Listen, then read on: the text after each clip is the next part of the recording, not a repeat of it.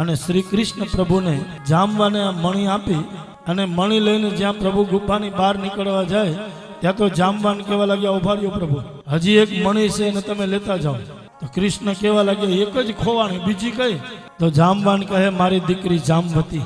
ભગવાનના બીજા લગ્ન થયા જામવતીની સાથે.